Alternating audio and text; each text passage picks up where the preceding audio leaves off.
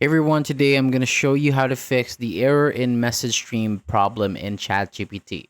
So this issue can stop messages from loading properly, but there are a few simple things that you can try that may solve it.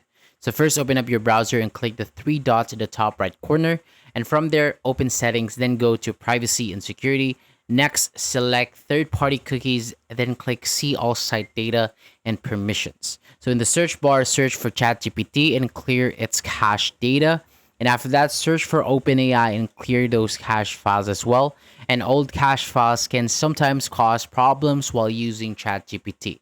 So once that is done, scroll down and open extension and then turn off your browser extension one by one. Then check if the error in message stream issue has been fixed.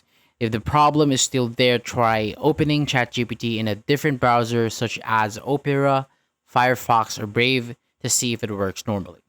So that is all for today. Thank you so much for watching. For more videos like this, hit the subscribe button below, and I will see you on the next video.